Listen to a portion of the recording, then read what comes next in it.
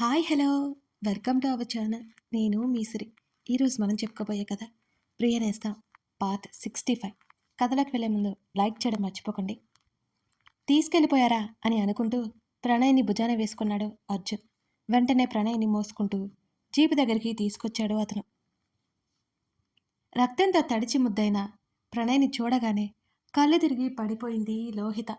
సరిగ్గా అప్పుడే అంబులెన్స్ వచ్చింది అక్కడికి. వాళ్ళ హెల్ప్‌తో ప్రణయ్‌ని, లోహితని అందులోకి ఎక్కించాడు అర్జున్. సీతమ్మకి స్పృహ రావడంతో అదే అంబులెన్స్‌లో వెళ్ళిపోయింది. శంకరం కామాక్షి మీద వాటర్ జల్లి స్పృహలోకి వచ్చిన తర్వాత మంచినీళ్ళు తాగించి ఎలా ఉంది అని అడిగాడు అర్జున్. బుజ్జమ్మ అని కన్నీళ్లతో అడిగింది కామాక్షి. సమాధానం లేదు అతని దగ్గర. మమ్మల్ని క్షమించండి బాబు. అప్పటికి ప్రణయ్ వద్దు అంటూనే ఉన్నాడు. మేమే బలవంతం చేశాము, అందుకే గుడికి తీసుకొచ్చాం అని బాధపడింది కామాక్షి. ముందు మనం హాస్పిటల్కి వెళ్దాం రండి అని వాళ్ళను జీపు దగ్గరికి తీసుకొచ్చాడు అర్జున్. హాస్పిటల్కి ఎందుకు, ఏమైంది? కంగారు పడిపోయారు శంకరం కామాక్షి వెళ్తారు. ముందు మీరు రండి చెప్తాను. వాళ్ళని తీసుకుని వెళ్ళాడు అర్జున్ వెనకే. కామాక్షి భయంతోనే వెళ్ళింది. ఒకవేళ ప్రవర్తికి ఏమైనా అయిందేమోనని ఆమె తెగ భయపడిపోయింది. వాళ్ళని హాస్పిటల్కి తీసుకెళ్ళి తర్వాత ప్రణయ్ ఉన్న దగ్గరికి తీసుకువెళ్ళాడు అర్జున్. లోహిత, సీతమ్మ బయట ఉన్నారు. ఏడుస్తున్న లోహితను ఓదారుస్తోంది సీతమ్మ. లోహిత, అర్జున్ పిలవగానే సర్జరీ చేయాలంటున్నారు అన్నయ్య, ఇంకా స్పృహలోకి రాలేదు అని చెప్పింది ఏడుస్తూ. బలవంతంగా బాధను ఆపుకున్నాడు అర్జున్. ఏం కాదు వాడికి, భయపడకు లోహిత అంటూ లోహితకి చెప్పి, అంకుల్ ఆంటీ, ప్రణయ్కి హార్ట్ పక్కన బుల్లెట్ దిగిందట. అర్జున్ మాటలు విన్న తర్వాత కామాక్షి కుప్ప కూలిపోయింది. లోహిత ఓదారుస్తోంది ఆమెను. వాడికి ఏం కాదు, మీరు కంగారు పడకండి. అక్కడున్న వారికి ధైర్యం చెప్పి భారం లోపల లోపల మోస్తూ డాక్టర్ గది వైపుకి నడిచాడు అర్జున్. కళ్ళు తెరిచి చూసేసరికి ఒక పెద్ద గదిలో ఉంది ప్రవర్తిక. ఆ గది చూస్తేనే అర్థమైంది, బాగా డబ్బులున్న వాళ్ళ ఇల్లనే. లైట్ వేసి ఉన్నారు. ఓపిక తెచ్చుకుని బెడ్ దిగింది. ఎక్కడో ఏంటో తెలియట్లేదు ఆమెకి. కళ్ళు తిరిగినట్లు అనిపించడంతో మళ్ళీ బెడ్ మీద కూలపడింది ప్రవర్తిక. కాసేపటికి అడుగుల శబ్దం వచ్చింది. భయపడుతూ చూసింది తలుపు వైపు. ఎదురుగా నవ్వుతూ తన తండ్రి కనిపించాడు. కన్నీళ్లతో కోపంగా చూస్తూ ముఖం తిప్పుకుంది ప్రవర్తిక. బుజ్జమ్మా, ఎలా ఉన్నావు అంటూ బెడ్ మీద పక్కనే కూర్చున్నాడు పరశురం.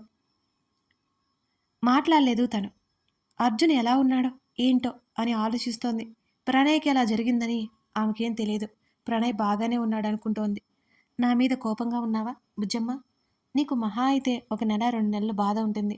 ఆ తర్వాత నువ్వు మహారాణిలా బ్రతకొచ్చు. నీకు పెళ్ళైన సంగతి వాళ్ళకేమాత్రం తెలియదు. నువ్వు కూడా చెప్పకూడదు. నిన్ను చూసుకోవడానికి అజయ్ బాబు వస్తారు. ఆ బాబుతో చాలా బాగా మాట్లాడాలి, అర్థమైందా అని అన్నాడు పరశురాం. నిజంగా నేను నీ కూతురునేనా నాన్న అని అడుగుతున్న ప్రవర్తిక మాటలకు కోపంగా చూశాడు పరశురాం. ఏంటి నానా, కోపం వస్తుందా? నేను నీ కూతురునైతే నేను బాధపడేలా ఇలా చేయవు. ప్లీజ్ నన్ను పంపించే అని ప్రవర్తిక వేడుకుంది తండ్రిని. పరశురాం వింటే కదా, ఇదేమీ జరగదు, నీకు అజయ్ బాబుతో పెళ్లి తప్పక జరుగుతుంది అని పరశురాం అనగానే, నేను చేసుకోను, వచ్చిన వాళ్ళందరికీ చెప్తాను నాకింతకు ముందే పెళ్లి జరిగింది అని కళ్ళు తుడుచుకుంటూ గట్టిగా చెప్పింది ప్రవర్తిక. అయితే నా మాట వినను అంటాం అంతేనా అంటూ రక్తపు మడిలో ఉన్న ప్రణయ్ వీడియో ఫోన్ని చూపించాడు పరశురాం. ఆ ఫోన్ చేతిలోకి తీసుకుని ఏడుస్తూ అన్నయ్య అని పిలుస్తూ బాధపడిపోయింది ప్రవర్తిక. నువ్వు కానీ ఒప్పుకోకపోతే తర్వాత నీ మొగుడు పైకి పోతాడు బెదిరించాడు పరశురాం. ఆయన లేని సమయం చూసుకుని నన్ను తీసుకొచ్చారు. అదే కనుక ఆయన ఉంటే మీరు నా నీడను కూడా తాకేవాళ్ళు కాదు అని అసహ్యంగా చూసింది. బుజ్జమ్మ, ఇంకా వాడిని పట్టుకుని వేలాడుతూ ఉంటావేంటి? నీకు మంచి జీవితం ఇవ్వబోతున్నాను నేను. నా మాట విని పెళ్ళికి ఒప్పుకో బ్రతిమాడడం మొదలుపెట్టాడు పరశురాం. నేను చచ్చినా ఆ పని జరగదు గట్టిగా చెప్పింది ప్రవర్తిక. మీ అమ్మ చేస్తే జరుగుతుందా?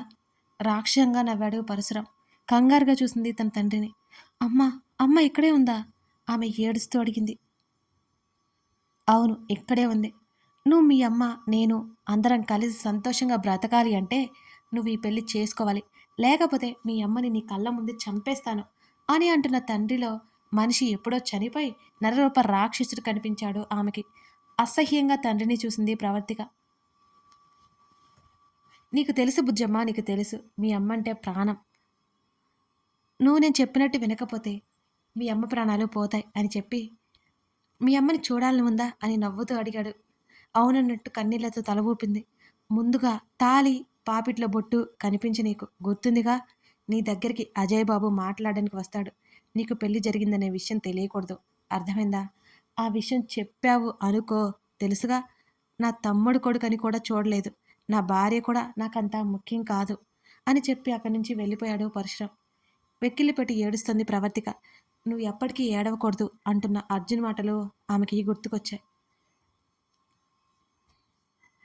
అర్జున్ వస్తాడు అన్న నమ్మకం ఉంది. ఏడవకూడదని కళ్ళు తుడుచుకుంది. ప్రణయ్కి ఏమీ కాకూడదని దేవుణ్ణి కోరుకుంటుంది. అర్జున్ గురించి ఆలోచిస్తూ బెడ్ రెస్ట్కి ఆనుకుని కూర్చుంది. కాసేపటికి గది తలుపులు తెరుచుకున్నాయి. ఆమె ఎటూ చూడకుండా మౌనంగా ఉండిపోయింది. అడుగుల శబ్దం ఆమె వైపే వచ్చింది. ప్రవర్తిక ఎదురుగా కూర్చున్నాడు ఒక వ్యక్తి.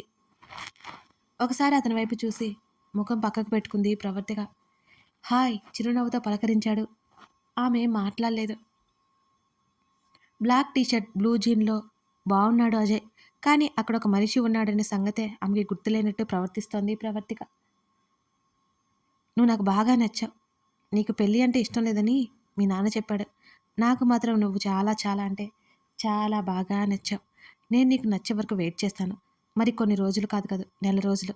ఆ తర్వాత ఎలా అయినా మన పెళ్ళి అంటూ నవ్వి ప్రవర్తిక చెంప మీద చేయి వేయబోయాడు అజయ్. ఆ విషయం గమనించి వెనక్కి జరిగింది ప్రవర్తిక. ఆమె చూసి నవ్వి, ఎస్, నీలాంటి అమ్మాయి కావాలి నాకు అని నవ్వుతూ,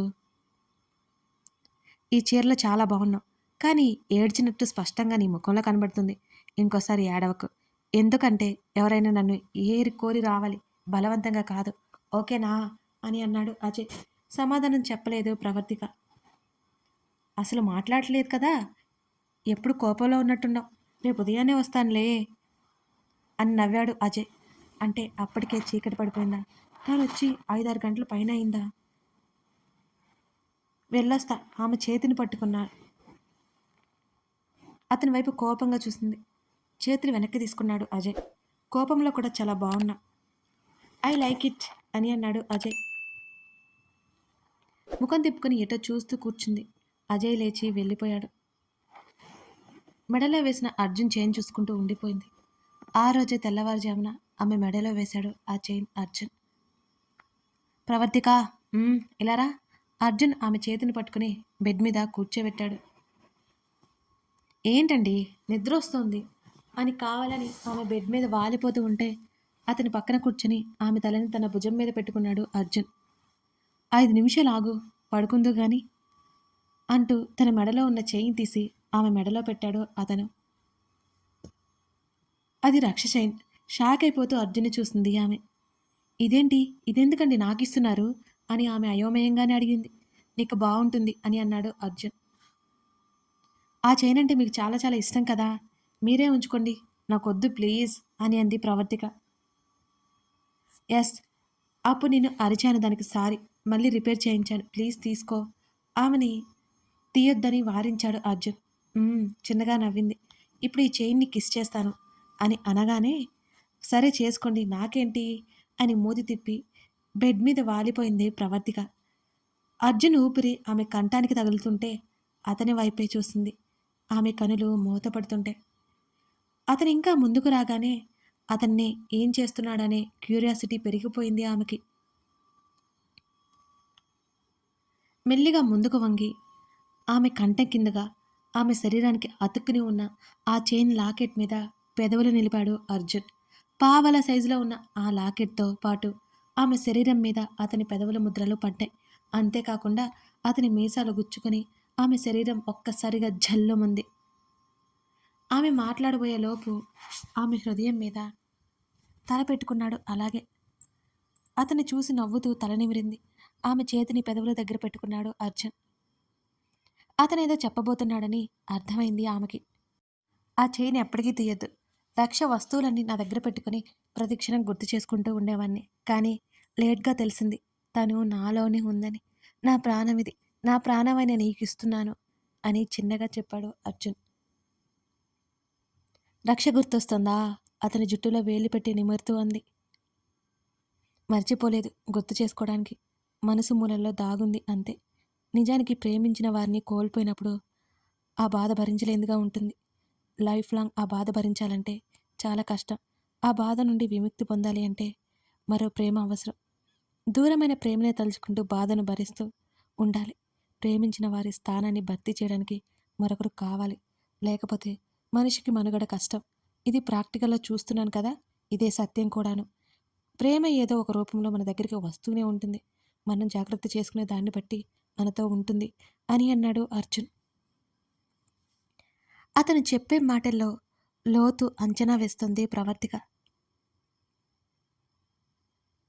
అతని ముఖాన్ని చేతుల్లోకి తీసుకుని అతని నుదుటి మీద ముద్దాడిందామె. ఆ చైన్ పట్టుకుని ఏడుస్తోంది ప్రవర్తిక అన్నీ గుర్తొచ్చి. కాసేపటికి ఏదో నిర్ణయానికి వచ్చినట్టు ఆమె కళ్ళు తుడుచుకుంది. పరశురాం మళ్ళీ వచ్చాడు. తండ్రి వైపు అసలు చూడనే లేదామె. బుజ్జమ్మ, మన పంట పండింది. నువ్వు అజయ్ బాబుకి బాగా నచ్చావట. సంతోషంతో తబ్బిబ్బైపోయి చెప్పాడు పరశురాం. నాకు ఆకలేస్తుంది, తినడానికి ఏమైనా కావాలి అంటున్న ప్రవర్తిక మాటలు విని ఒక్కింత ఆశ్చర్యం కలిగింది పరశురాంకి. బుజ్జమ్మ అని సంతోషంగా ఆశ్చర్యంగా చూశాడు పరశురాం. నాకేమైనా పెట్టమని చెప్పండి, ఆకలేస్తోంది ఎటో చూస్తూ అడిగిందామె. తన తండ్రి ముఖం కూడా చూడాలి అనిపించడం లేదు ప్రవర్తికకి. ఇప్పుడే పంపిస్తాను బుజ్జమ్మ, ఇప్పుడే పంపిస్తాను. నువ్వు అజయ్ బాబుతో ఇలాగే ఉండాలి, సరేనా? నువ్వు ఇంత త్వరగా మారిపోతావని నాకు నమ్మకం కలగలేదు. నీ మొగుడు వస్తాడనే ఆశలు మాత్రం పెట్టుకోకే. నువ్వు ఎక్కడున్నావో ఏంటో ఎవ్వరికీ తెలీదు అని రాక్షసంగా నవ్వాడు పరశురాం. ముఖం తిప్పుకుంది ప్రవర్తిక. మీ అమ్మతో మాట్లాడతావా అని అడిగాడు పరశురాం. అవునన్నట్టు కన్నీళ్లతో ఆమె తల ఊపింది. ఇప్పుడే కాదు బుజ్జమ్మ, నీ ప్రవర్తన బట్టి ఉంటుంది, ఎప్పుడు మాట్లాడాలో అప్పుడు మాట్లాడుకోవచ్చు మీ అమ్మతో అని అన్నాడు పరశురాం గట్టిగా నవ్వుతూ. కాసేపటి తర్వాత ఒక అమ్మాయి వచ్చింది. భోజనం తెచ్చిచ్చింది. ఇందులో ఏమీ కలవలేదు కదా అని అడిగింది ప్రవర్తిక. ఆ అమ్మాయి షాక్ అయిపోయింది. లేదు మేడం అని భయంగా తల అడ్డంగా అటు ఇటు ఊపింది. ఓకే, నువ్వు వెళ్ళు అని తినడం స్టార్ట్ చేసింది. కూతురి కోసం ప్రత్యేక వంటకాలు చేయించాడు పరశురాం. వెయిటింగ్ హాల్లో కూర్చుని నుదరుద్దుకోసాగాడు అర్జున్. ప్రణయ్ సేఫ్ అని తెలియగానే కొంచెం రిలీఫ్ కలిగింది అతనికి. ప్రవర్తిక గురించి దిగులు లేదు. తన తండ్రి కూతుర్ని ఏమీ చేయలేడని ఆశ అతనిలో. ప్రవర్తికకి ఏదైనా హాని కలిగిస్తే పరశురాం మనిషే కాదిక. అప్పుడు అతని ప్రాణాలు తీయడానికి అర్జున్ వెనకాలడు. ప్రవర్తిక ఎక్కడుందో తెలుసు అర్జున్కి. ప్రణయ్ కళ్ళు తెరిచాక వెళ్ళాలి అనుకుంటున్నాడు. ఎదురుగా కామాక్షి శంకరం కనిపించగానే తల ఎత్తి వాళ్ళ వైపు చూశాడు అర్జున్. వాళ్ళు ఎందుకు వచ్చారో అర్థం కాలేదు.